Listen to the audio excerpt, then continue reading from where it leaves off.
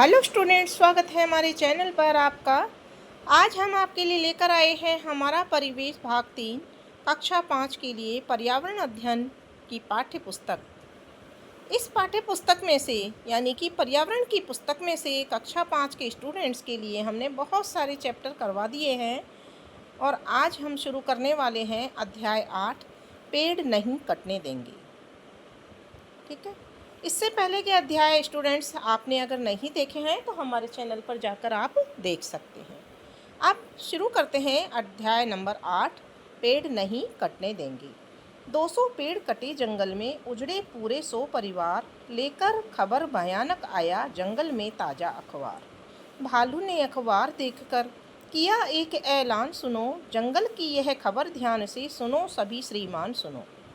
बहुत बढ़ गया मानव का पूरे जंगल पर अत्याचार, हरे पेड़ कटने से ही तो कितने उजड़ गए परिवार। उन परिवारों का क्या होगा जिनके घर में छोटे बच्चे, कई घोंसले गिरे पड़े हैं, कुछ पक्के तो कुछ कच्चे। ऐसे ही चलता है तो हम जंगल छोड़ कहाँ जाएंगे, धीरे धीरे बढ़ते बढ़ते शहर यहाँ तक आ जाएंगे। इस कविता को लिखा है डॉक्टर सुरेंद्र विक्रम ने। तो स्टूडेंट्स, पेड़ को काटने से जो जीव जंतु हैं उनके रहने का आश्रय यानी कि उनका घर छिन जाता है। इसलिए हम मानवों का यह कर्तव्य है कि हमको पेड़ नहीं काटने चाहिए, पेड़ ज़्यादा से ज़्यादा मात्रा में लगाने चाहिए। अब देखते हैं पेड़ नहीं कटने देंगे कविता का भावार्थ। यह कविता पर्यावरण संरक्षण और पेड़ों को काटने से रोकने पर महत्व पर प्रकाश डालती है, विशेष रूप से वनवासियों और वन्यजीवों पर इसके पड़ने वाले नकारात्मक प्रभावों पर। भावार्थ इसका है, कवि डॉक्टर सुरेंद्र विक्रम द्वारा रचित यह कविता पेड़ नहीं कटने देंगे जंगल और उसमें रहने वाले जीवों तथा मानवों के बीच संबंध को दर्शाती है। नंबर 1, जंगल का विनाश और उसके परिणाम। कविता की शुरुआत इस दुखद खबर से होती है कि जंगल में 200 पेड़ काट दिए गए हैं, जिसके कारण 100 परिवारों को अपना घर छोड़ना पड़ा है। यह खबर जंगल में रहने वाले भालू जैसे जानवर तक पहुंचती है, जो इस पर चिंता व्यक्त करते हैं और सभी से इस गंभीर समस्या पर ध्यान देने का आग्रह करते हैं। दूसरा है मानव अत्याचार और वन्य जीवों पर प्रभाव। कविता बताती है कि कैसे मनुष्यों द्वारा पूरे जंगल पर अत्याचार बढ़ गया है। हरे भरे पेड़ों को कटने से न केवल वन्य जीवों के परिवार उजड़ गए हैं, बल्कि उनके घोंसले भी टूट गए हैं, जिनमें छोटे बच्चे रहते थे। यह जानवरों की बेबसी को दर्शाता है कि वे कहाँ जाएंगे जब उनका घर ही नष्ट हो जाएगा। तीसरा है शहरों का बढ़ता विस्तार और जंगल का सिकुड़ना। कविता चेतावनी देती है कि यदि पेड़ों का कटना इसी तरह से जारी रहा तो जंगल धीरे धीरे समाप्त हो जाएंगे और शहर लगातार बढ़ते हुए जंगल की सीमा तक पहुंच जाएंगे। यह पर्यावरण संतुलन बिगड़ने के गंभीर परिणामों की ओर इशारा करता है। तो ये कविता का पूरा भावार्थ था। अब संदेश देखिए क्या है इसमें।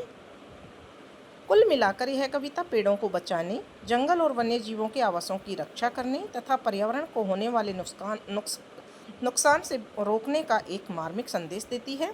यह हमें प्रकृति के साथ सामंजस्य बिठाने और उसके संरक्षण के लिए प्रेरित करती है। आओ चर्चा करें। ऊपर दिए गए इस चित्र को देखकर आपके मन में क्या विचार और भावनाएं आईं? जंगलों की कटाई क्यों हो रही है? हरे पेड़ कटने से ही तो कितने उजड़ गए परिवार, ऐसा क्यों लिखा गया है? इसके पक्ष में अपने विचार प्रस्तुत कीजिए। जंगलों की कटाई से पर्यावरण, मानव जीवन और जंगली जानवरों पर क्या प्रभाव पड़ता है? जंगल की कटाई की रोकथाम के लिए हम क्या कदम उठा सकते हैं? इन सभी प्रश्नों के उत्तर हम देखेंगे। यहाँ पर देखिए, सबसे पहले प्रश्न का उत्तर। ऊपर दिए गए चित्र को देखकर आपके मन में क्या विचार और भावनाएं आईं? इस चित्र को देखकर मेरे मन में पेड़ों को बचाने और पर्यावरण की रक्षा करने का विचार आया। मुझे यह देखकर बहुत दुख हुआ कि कैसे पेड़ों के कटने से जंगल में रहने वाले जानवरों के घर उजड़ रहे हैं और पेड़ों को बचाने की आवश्यकता महसूस हुई। दूसरा है जंगलों की कटाई क्यों हो रही है? तो जंगलों की कटाई मुख्य रूप से मानव की बढ़ती ज़रूरतों के कारण हो रही है, जैसे कि खेती के लिए ज़मीन प्राप्त करना, लकड़ी का उपयोग घर बनाने, फर्नीचर बनाने और ईंधन के लिए करना तथा शहरीकरण और उद्योगों के विकास के लिए। तीसरा प्रश्न है हरे पेड़ कटने से ही तो कितने उजड़ गए परिवार, ऐसा क्यों लिखा गया है? इसके पक्ष में अपने विचार प्रस्तुत कीजिए। तो उत्तर है यह पंक्ति इसलिए लिखी गई है क्योंकि हरे पेड़ जंगल में रहने वाले अगणित पशु पक्षियों के घर होते हैं। पेड़ों के कटने से उनके घोंसले और आवास नष्ट हो जाते हैं, जिससे वे बेघर हो जाते हैं और उनका पूरा परिवार उजड़ जाता है। यह मानव द्वारा प्रकृति को पहुंचाई गई क्षति को दर्शाता है। नंबर 4, जंगलों की कटाई से पर्यावरण, मानव जीवन और जंगली जानवरों पर क्या प्रभाव पड़ता है? तो उत्तर है, जंगलों की कटाई से पर्यावरण पर कई नकारात्मक प्रभाव पड़ते हैं, जैसे ग्लोबल वार्मिंग में वृद्धि, वर्षा चक्र में बदलाव और मिट्टी का कटाव। मानव जीवन पर इसका प्रभाव स्वच्छ हवा और पानी की कमी तथा प्राकृतिक आपदाओं में वृद्धि के रूप में देखा जा सकता है। जंगली जानवरों के लिए यह उनके आवास का विनाश और उनकी प्रजातियों के विलुप्त होने का कारण बनता है।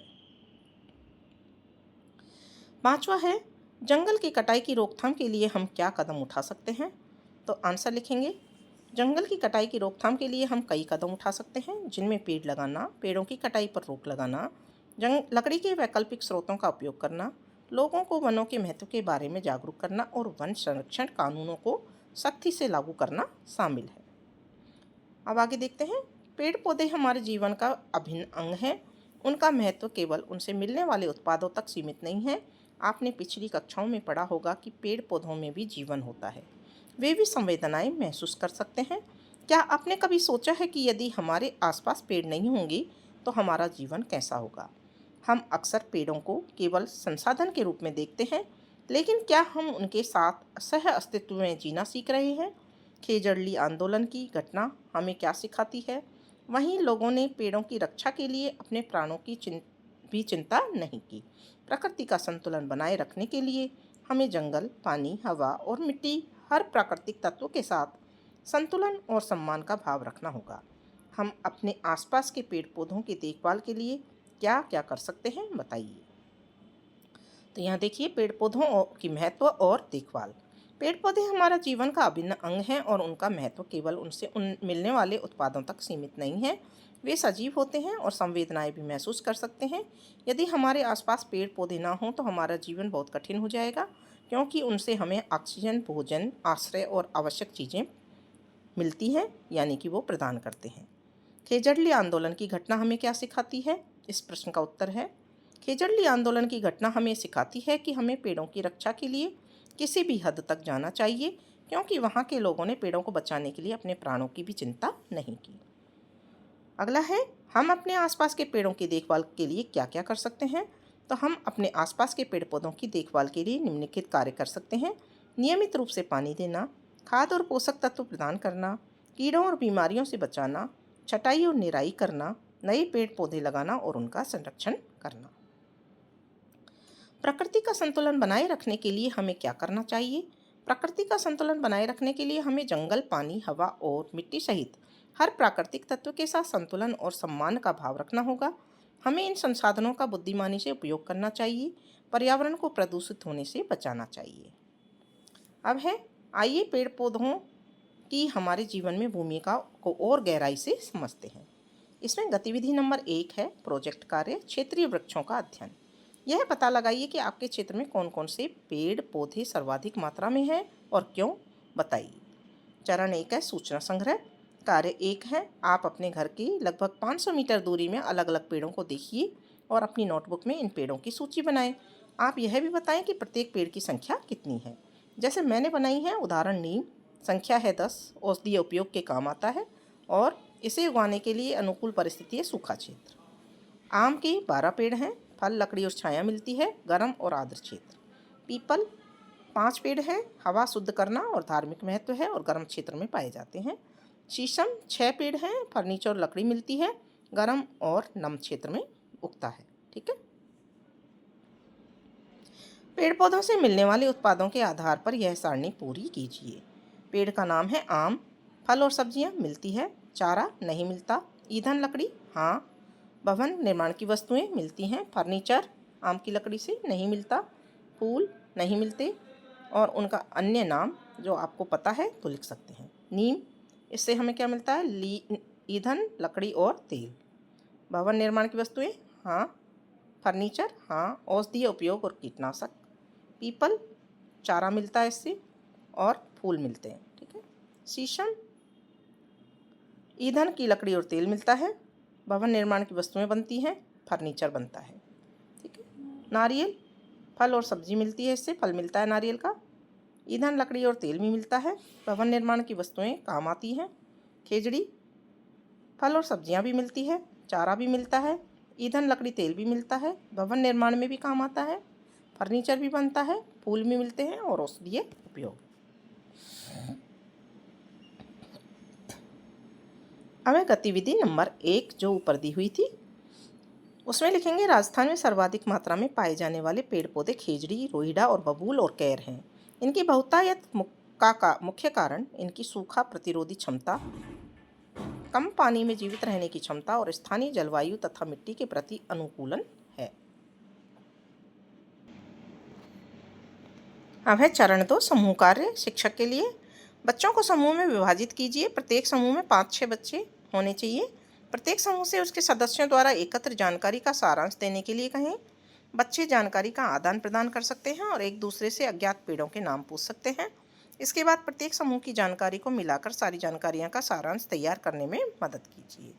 और चरण 3 में क्या करना है, प्राप्त जानकारी का विश्लेषण और सामूहिक प्रस्तुति करनी है। जो समूह 1 के लिए प्राप्त जानकारी को एक ग्राफ के रूप में प्रस्तुत करेंगे, जिससे वो पेड़ सबसे बड़ी संख्या में पाए जाते हैं। ऐसे मुख्य 10 पेड़ों का ग्राफ उनकी संख्याओं के आधार पर पूरी कक्षा में के रूप में प्रस्तुत कीजिए। समूह 2 के लिए एक चार्ट में ऊपर दी गई तालिका बनाकर कक्षा में लगाइए। कुछ पेड़ों से एक से अधिक वस्तुएं प्राप्त होती हों, उनमें उस तरह के चित्र बना सकते हैं। प्रत्येक समूह अपने विचारों को एक साथ व्यवस्थित रूप से एक चार्ट पर लिखकर प्रस्तुत कर सकते हैं। ठीक है। यहाँ देखिए एक चार्ट है, पेड़ पौधों से हमें कौन कौन सी सामग्री मिलती है। तो यहाँ ऑक्सीजन, दवाइयाँ, आश्रय, चारा, ईंधन, खेल का सामान, फर्नीचर, शहद, फल, गोंद एवं लाख, वन्य जीवों का प्राकृतिक निवास, इमारती लकड़ी और रबड़ मिट्टी को बांधे रखते हैं, यानी कि ये कटाव को रोकते हैं। ठीक है ना। अब देखिए आश्रय, ऑक्सीजन, लकड़ी, फल, सब्जियां, अनाज और पेंसिल, दवाइयाँ। ठीक है ना। तो इस तरह से हमने ये चार्ट खेजड़ी वृक्ष का ये चित्र बनाया है। अब है अभ्यास 1 पौधों की देखभाल और संरक्षण। पेड़ पौधों से मिलने वाले उत्पादों के बारे में तो हमने खूब चर्चा की है। आइए इस बारे में भी पता लगाएं कि इनकी देखभाल और सुरक्षा के बारे में हम कैसे सोचते हैं। समूह में चर्चा करो और लिखो, आपके गांव में पौधों की देखभाल के लिए कौन कौन से तरीके अपनाए जाते हैं। दूसरा, नए पौधों को कैसे उगाते हैं और उनकी देखभाल कैसे की जाती है। शिक्षक के लिए भी यहाँ निर्देश दे रखा है, कक्षा के सभी समूहों को से निकली समझ, तथ्य और विचारों को बड़े समूह में चर्चा कीजिए। सभी बच्चों को व्यक्तिगत रूप से उसे लिखने में मदद कीजिए। तो पहले का आंसर है, आपके गांव में पेड़ पौधों की देखभाल के लिए निम्नलिखित तरीके अपनाए जाते हैं। पौधों को समय समय पर पानी देना, खाद और गोबर डालना, जानवरों से बचाने के लिए चारों तरफ बाड़ लगाना, पौधों को कीड़ों से बचाने के लिए छिड़काव करना और समय समय पर पौधों की छटाई करना। दूसरे प्रश्न का उत्तर है, नए पौधों को इस प्रकार से उगाते हैं और उनकी देखभाल करते हैं। अच्छे बीज या पौध लेकर खेत या बगीचे में लगाते हैं। शुरू में अधिक ध्यान देना और नियमित पानी देना। पौधे के आसपास की मिट्टी को मुलायम रखना। पौधों को धूप और हवा मिलने का ध्यान रखना। पौधों की बढ़त देखते रहना और आवश्यकता अनुसार खाद डालना। अब है अभ्यास 2 प्रयोगात्मक कार्य। प्रत्येक समूह एक पौधा लगाएगा। ये प्रयोगात्मक कार्य यानी बच्चों आपको एक एक पौधा सभी को लगाना है, या फिर एक समूह को एक पौधा तो लगाना ही है। हर समूह अपने पौधे का एक दोस्त की तरह नाम रखेंगे। जैसे हम अपने दोस्त का नाम रखते हैं, पौधे का भी नाम रखेंगे।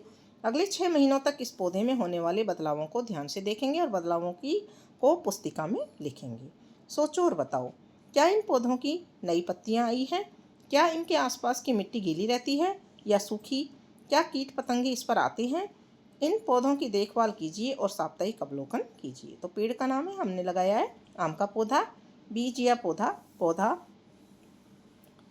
रोपण की तिथि 9 सितंबर 2025। स्थान विद्यालय का बगीचा। देखभाल की दिनांक 20 सितंबर 2025। पौधा बनने की प्रक्रिया थोड़ा बड़ा हुआ। पौधे की देखभाल का तरीका है, नियमित रूप से पानी दिया गया। पत्ती का स्वरूप है हरी कोमल। फल, फूल, सब्जी, अभी तक कोई फूल फल प्राप्त नहीं हुए और आसपास कीट पतंगे, चींटियाँ आदि आती हैं। पौधे से मेरी जुड़ी पौधे को देखकर मुझे बहुत खुशी होती है। फिर दूसरी देखभाल 1 अक्टूबर 2025 को। शाखाएं निकली, खाद डाली, चमकदार और मोटी, अभी तक फल प्राप्त नहीं हुए। तितलियां और टिड्डियां आते हैं और पौधों को स्वस्थ देखकर अच्छा लगता है। अभ्यास 3 है प्रयोगात्मक कार्य। प्रकृति की देखभाल एक जरूरी पहलू बढ़ते कचरे की समस्या का समाधान ढूंढना भी है। आओ उसके बारे में समझ बनाते हैं। अपने विद्यालय से निकलने वाले कचरे की समझ बनाइए। अपने विद्यालय के किसी एक कच्ची जगह पर 2 छोटे गड्ढे बनाएं। एक गड्ढे में जैविक कचरा, केले के छिलके, और दूसरे में प्लास्टिक का कचरा, चिप्स, नमकीन के पैकेट दबाएं। 20 दिन बाद इन गड्ढों को खोद कर देखें। केले या सब्जी के छिलकों का क्या हुआ? चिप्स के पैकेट का क्या हुआ? क्या आपने कभी सोचा है, जब हम प्लास्टिक की थैली या बोतल को फेंक देते हैं तो वह कहाँ जाती है? प्लास्टिक बहुत विशिष्ट पदार्थ होता है। यह जल्दी खराब नहीं होता है, लेकिन यही इसकी सबसे बड़ी परेशानी भी है। केले का छिलका और पत्तियां कुछ ही हफ्तों में मिट्टी में मिल जाते हैं, लेकिन प्लास्टिक को ख़त्म होने में सैकड़ों वर्ष लग जाते हैं। कुछ प्लास्टिक ऐसी होती है जो सिर्फ एक बार इस्तेमाल करके फेंक दी जाती है, जैसे प्लास्टिक की थैलियाँ, पानी की बोतलें, स्ट्रॉ और चम्मच आदि को सिंगल यूज प्लास्टिक कहते हैं। समस्या यह है कि ये चीज़ें हमारे काम सिर्फ कुछ मिनटों के लिए आती हैं, लेकिन इनका कचरा सैकड़ों सालों तक धरती पर बना रहता है। जब प्लास्टिक कूड़े में पड़ी रहती है या नालियों में बह जाती है तो वह मिट्टी, पानी और हवा को प्रदूषित करती है। जानवर गलती से प्लास्टिक खाकर बीमार पड़ जाते हैं। अगर यह समस्या इतनी बड़ी है तो हम इसके लिए क्या कर सकते हैं? नंबर 1, किन किन कार्यों में हम प्लास्टिक से बनी वस्तुओं का उपयोग करते हैं? नंबर 2, अपने आसपास कौन कौन सी वस्तुएं हैं जो प्लास्टिक से बनी होती हैं और एक बार उपयोग के बाद फेंक दी जाती हैं? इनमें से कौन सी वस्तुएं कागज़ या कपड़े की चीज़ों से बदली जा सकती हैं? सारणी में लिखें। तो देखिए, हम इसके लिए क्या कर सकते हैं। तो कम से कम प्लास्टिक का उपयोग करें। सिंगल यूज प्लास्टिक, एक बार प्रयोग की जाने वाली चीज़ों से बचना चाहिए। कागज़, धातु, मिट्टी और कपड़े से बनी चीज़ों का प्रयोग करना चाहिए। प्लास्टिक को रिसाइकल करें और लोगों को जागरूक करें। और हम प्लास्टिक की बनी वस्तुओं को कहाँ उपयोग करते हैं? पानी की बोतल, डिब्बे और डिब्बियों के ढक्कन, प्लास्टिक के डब्बे, कंटेनर, खिलौने, बाल्टी, मग। और हमारे आसपास कौन सी सिंगल यूज प्लास्टिक की है? थैलियाँ, स्ट्रॉ यानी प्लास्टिक की नली, पानी की छोटी बोतलें, प्लास्टिक की प्लेट, ग्लास, चम्मच, पैकेट, चिप्स, नमकीन, बिस्किट जो पैकेट होते हैं वो। अब है देखिए सारणी में, लंबी इस्तेमाल वाली प्लास्टिक की वस्तुएं, पानी की बोतल, रीयूजेबल प्लास्टिक की बाल्टी, मग, और प्लास्टिक का डब्बा, कंटेनर और प्लास्टिक के खिलौने। सिंगल यूज प्लास्टिक, सामान वाली थैली, प्लास्टिक की स्ट्रॉ, डिस्पोजेबल प्लेट, ग्लास और पैकेट, चिप्स बिस्कुट के जो पैकेट होते हैं ना, वो सिंगल यूज प्लास्टिक में आते हैं। इनके विकल्प, इनकी जगह कपड़े का झोला लेकर जाएं। स्टील, बांस की नली का स्ट्रॉ का प्रयोग करें। स्टील या मिट्टी के पत्तों की प्लेट यानी कि पत्तलों का प्रयोग करें। स्टील की प्लेट या मिट्टी की प्लेट या पत्ते की प्लेट, और कागज़, कपड़े की पैकिंग यूज में लें। ठीक है। अब शुरू होता है अभ्यास कार्य। एक बार उपयोग में होने वाले प्लास्टिक की समस्या पर विचार कीजिए। नंबर 1 है, प्लास्टिक के कारण कौन कौन सी समस्याएं उत्पन्न होती हैं? तो देखिए, प्लास्टिक के कारण निम्नलिखित समस्याएं उत्पन्न होती हैं। मिट्टी, जल और वायु प्रदूषण फैलता है। प्लास्टिक आसानी से नष्ट नहीं होता। जानवर गलती से इसे खा लेते हैं और बीमार हो जाते हैं। नलियाँ जाम हो जाती हैं, नालियाँ जो हैं जाम हो जाती हैं। जल और समुद्र से जाने वाली मछलियाँ और अन्य जीव मर जाते हैं। प्लास्टिक समस्या का समाधान। प्लास्टिक की समस्या का समाधान निम्नलिखित तरीकों से किया जा सकता है। प्लास्टिक का प्रयोग कम करें। कपड़े और कागज़ की थैलियाँ इस्तेमाल करना। प्लास्टिक को रिसाइकल करना। सिंगल यूज प्लास्टिक पर पूरी तरह रोक लगाना। लोगों को जागरूक करना। ठीक है। अब है प्रयोगात्मक कार्य। अपने आसपास देखकर 5 ऐसी वस्तुओं की सूची बनाएं जिनमें एक बार उपयोग होने वाली प्लास्टिक को इस्तेमाल किया जाता है। तो इसमें देखिए, प्लास्टिक की थैली, प्लास्टिक का गिलास, प्लास्टिक की बोतल, चिप्स, नमकीन के पैकेट, प्लास्टिक की स्ट्रॉ। कौन से कार्य बिना प्लास्टिक के किए जा सकते हैं? बाजार जाते समय कपड़े का झोला ले जाना, पानी पीने के लिए स्टील या मिट्टी के गिलास का प्रयोग करना, खाने पीने की चीज़ें डिब्बे में रखना, गिफ्ट पैकिंग के लिए कपड़े का या कागज़ का प्रयोग करना। घर या स्कूल में प्लास्टिक कम करने के उपाय। पानी की बोतल प्लास्टिक की बजाय स्टील की रखना। सब्जी लाने के लिए कपड़े की थैली रखना। टिफ़िन में प्लास्टिक रैपर का उपयोग ना करना। स्कूल में बच्चे नो प्लास्टिक डे मनाने के लिए प्रेरित करना। अब है सोचो और लिखें। क्या हमारे पास ऐसे विकल्प हैं जो प्लास्टिक पर्यावरण को नुकसान नहीं पहुंचाते हैं? तो उत्तर देखते हैं। हाँ, हमारे पास कई ऐसे विकल्प हैं जो पर्यावरण को नुकसान नहीं पहुंचाते हैं, जैसे कपड़े की थैलियाँ, मिट्टी या स्टील के बर्तन, कागज़ की पैकिंग। यदि हम छोटे बदलाव करेंगे तो क्या असर होगा? यदि हम छोटे बदलाव करेंगे तो इसके कई सकारात्मक असर होंगे। प्लास्टिक का कचरा कम होगा, पर्यावरण स्वच्छ रहेगा, जानवरों और पक्षियों की रक्षा होगी, आने वाली पीढ़ियों को स्वस्थ वातावरण मिलेगा।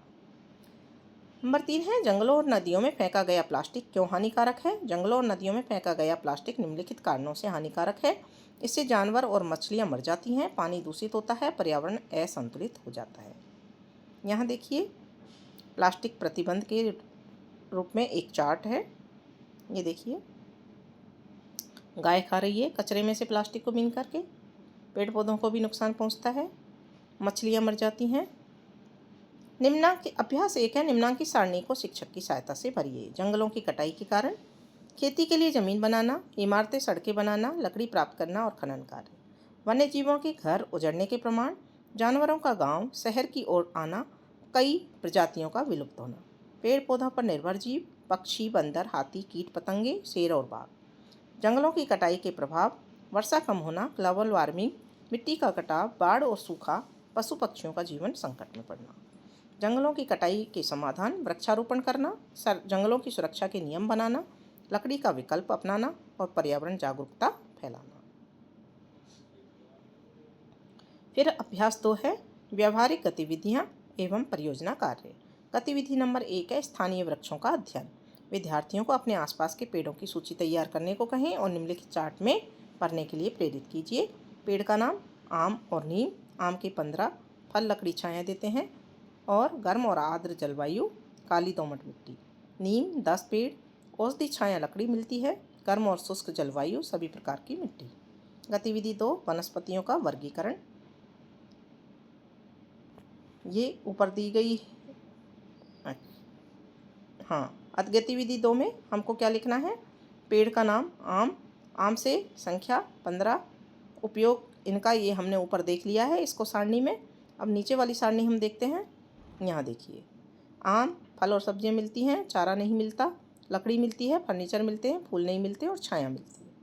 नीम, फल सब्जियाँ नहीं मिलती, चारा मिलता है, लकड़ी मिलती है, फर्नीचर बनता है। यहाँ भी राइट कर देंगे, फर्नीचर भी बनता है इससे, और फूल नहीं मिलते। जो नीम के फूल आते हैं उनको खाया जाता है, तो हम कह सकते हैं कि फूल मिलते हैं, लेकिन केवल खाने के उपयोग में उनको लिया जाता है या फिर और कोई उपयोग में नहीं, औषधि उपयोग में लिया जाता है। ठीक है। फिर है सामूहिक प्रस्तुति और ग्राफ निर्माण। गतिविधि 1 और 2 से एकत्रित जानकारी को कक्षा में प्रस्तुत कीजिए। 10 सबसे अधिक पाए जाने वाले पेड़ों पर एक ग्राफ बनाइए। ठीक है। गतिविधि 1 और 2, जानकारी को मिलाना। गतिविधि 1, छात्रों ने अपने स्थानीय क्षेत्र में पाए जाने वाले पेड़ों की एक सूची बनाई, जैसे आम, नीम, पीपल और सहतूत, गुलमोहर आदि। गतिविधि 2 में छात्रों ने इन पेड़ों को विभिन्न श्रेणियों में वर्गीकृत किया, जैसे फल देने वाले, चारा देने वाले, लकड़ी वाले, फर्नीचर के लिए उपयोगी और फूल वाले आदि। कक्षा में प्रस्तुति का तरीका रहेगा, प्रत्येक समूह अपनी बनाई हुई सूची और वर्गीकरण चार्ट सभी को दिखाएगा। एक समूह को बताएगा कि कौन सा पेड़ फल देता है और कौन सा औषधीय है और कौन सा छाया देने वाला है। दूसरे समूह की तुलना करके सभी पेड़ों के बारे में सामूहिक चर्चा की जाएगी। पेड़ों की संख्या का एक बार ग्राफ बनाना। स्टेप 1 में डेटा को समझाना। पेड़ों के नाम और उनकी संख्या दी हुई है। डेटा एक बार ग्राफ स्तंभ बनाने के लिए उपयोग में किया जाएगा, जैसे आम के पेड़ हैं 15, नीम के पेड़ हैं 12, पीपल के हैं 10, सहतूत के 8, गुलमोहर के 7, बरगद के 6, अशोक के 5, जामुन के 6, इमली के 4। इनका एक ग्राफ बनाना होगा। स्टेप 2, अक्षों का निर्धारण करेंगे ग्राफ में। क्षैतिज अक्ष यानी एक्स एक्सिस, इस पर पेड़ों के नाम, आम, पीपल, नीम, गुलमोहर जो भी पेड़ हैं उनके सबके नाम लिखेंगे। वाई एक्सिस पर इन पेड़ों की संख्या 0 से 15 तक उचित अंतराल के साथ में लिखेंगे। स्टेप 3 में बार स्तंभ बनाएंगे। प्रत्येक पेड़ के नाम के लिए उसकी संख्या के अनुसार ऊर्ध्वाधर अक्ष पर एक स्तंभ बार बनाएंगे। उदाहरण के लिए आम के लिए 15 तक का स्तंभ बनाएंगे, नीम के लिए 12 तक का स्तंभ बनाएंगे और इसी तरह से अन्य पेड़ों के लिए भी बनाएंगे। प्रत्येक स्तंभ में रंग भरेंगे या अलग अलग पैटर्न देंगे ताकि वे स्पष्ट रूप से दिखें। फिर है ग्राफ का शीर्षक लिखेंगे। ग्राफ को एक उपयुक्त शीर्षक देंगे, जैसे 10 सबसे अधिक पाए जाने वाले पेड़ों का ग्राफ। उत्तर, उपरोक्त चरणों का पालन करके आप दिए गए डेटा के आधार पर पेड़ों की संख्या को दर्शाने वाले एक बार ग्राफ सफलतापूर्वक बना सकते हैं। जिसमें क्षैतिज अक्ष पर पेड़ों के नाम और ऊर्ध्वाधर अक्ष पर उनकी संख्या होगी। प्रत्येक पेड़ के लिए उनकी संख्या के अनुरूप एक स्तंभ बना रहेगा। ये देखिए इस तरह से ये स्तंभ है और इसी तरह से आप भी बना सकते हैं। यह पाठ्यांश एक सामूहिक प्रस्तुति और ग्राफ के उत्तर के बारे में है। इसमें बताया गया है कि ग्राफ में आपके क्षेत्र में सबसे अधिक पाए जाने वाले 10 पेड़ों की उनकी संख्या के अनुसार दर्शाया हुआ है। उदाहरण के तौर पर आम, नीम, पीपल, सैंतूत और गुलमोहर जैसे पेड़ों का उल्लेख किया गया है। सामूहिक प्रस्तुति। आम सबसे अधिक पाया जाने वाला पेड़, फल और छाया के लिए उपयोगी है। नीम औषधीय गुणों वाला पेड़ है, पर्यावरण को शुद्ध करता है। पीपल अधिक ऑक्सीजन देता है और इसका धार्मिक महत्व भी है। सैंतूत फल देने वाला पेड़ है, इसकी पत्तियां रेशम के कीड़ों के लिए उपयोगी होती हैं। गुलमोहर यह एक सजावटी और छायादार पेड़ है। अन्य पेड़ बबूल, अशोक, जामुन, अमरूद, बरगद जैसे अन्य पेड़ भी छाया, फल, लकड़ी और पर्यावरण संतुलन के लिए महत्वपूर्ण है। ठीक है। अब है संरक्षण तथा जागरूकता गतिविधियाँ। अभ्यास 3 है पौधों की देखभाल और संरक्षण।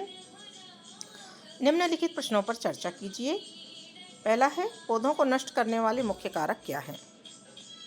तो पौधों को नष्ट करने वाले मुख्य कारक निम्नलिखित हैं। अधिक कटाई और जंगलों का नष्ट होना, प्रदूषण, वायु, जल, मिट्टी, कीड़े मकोड़े और बीमारियां, अत्यधिक चराई, सूखा और बाढ़ जैसी प्राकृतिक आपदाएं। नंबर 2 प्रश्न है कौन से पौधे सबसे अधिक कोमल होते हैं। नन्हे नवजात पौधे जो शुरू में उगते हैं, फूल वाले पौधे, सब्जियों के पौधे जैसे टमाटर, बैंगन, पालक और गमले में लगे छोटे पौधे। गांव में पौधों की देखभाल। गांव में अधिकतर लोग अपने घरों, खेतों, बगीचों में पौधे लगाते हैं। पौधों को समय समय पर पानी देना, खाद डालना और खेत में जुताई करना उनकी दिनचर्या का हिस्सा होता है। गांव के लोग पशुओं की गोबर की खाद, प्राकृतिक खाद का उपयोग करते हैं, जिससे पौधे अधिक स्वस्थ रहते हैं। खेतों की मेड़ पर नीम, पीपल, आम, बबूल जैसे बड़े पेड़ लगाए जाते हैं, जो छाया और पर्यावरण संतुलन बनाए रखते हैं। गांव में पेड़ पौधों को काटने की बजाय उनका संरक्षण किया जाता है, क्योंकि खेती और जीवन दोनों उनसे जुड़े रहते हैं। शहर में पौधों की देखभाल कैसे होती है। शहरों में जगह की कमी के कारण पौधे अधिकतर गमलों, बगीचों, पार्कों और सड़क के किनारे लगाए जाते हैं। नगर निगम या बागवानी विभाग नियमित रूप से पौधों को पानी देने और छटाई का कार्य करते हैं। घरों और फ्लैटों में लोग छतों, बालकनी और गमलों में फूल और औषधीय पौधों जैसे तुलसी, एलोवेरा की देखभाल करते हैं। कुछ स्थानों पर स्वयंसेवी संस्थाएं और विद्यालय वृक्षारोपण अभियान चलाकर पौधों की सुरक्षा करते हैं। शहर में पौधों की सुरक्षा के लिए लोहे की जालियां और संरक्षक घेराबंदी की जाती है, ताकि वाहन या जानवर उन्हें नुकसान ना पहुंचाए। निष्कर्ष है गांव और शहर दोनों में पौधों की देखभाल अलग अलग तरीकों से की जाती है, लेकिन उद्देश्य एक ही है, पर्यावरण को हरा भरा रखना और जीवन को संतुलित बनाए रखना। अब है प्रयोगात्मक कार्य। प्रत्येक समूह एक पौधा और 6 महीने तक उसका रिकॉर्ड रखेंगे। जैसे पेड़ का नाम है गुलमोहर, बीज या पौधा तो पौधा है। रोपण तिथि 10 जुलाई 2025। स्थान स्कूल का गार्डन। देखभाल पानी देना और खाद डालना। पत्ती का स्वरूप हरी बड़ी पत्तियां और भावनाएं हैं खुशी। ठीक है ना। यहाँ हमने पूरी सारणी बनाई है, ये देखिए। इसमें इस तरह की सारणी आप भी बना सकते हैं।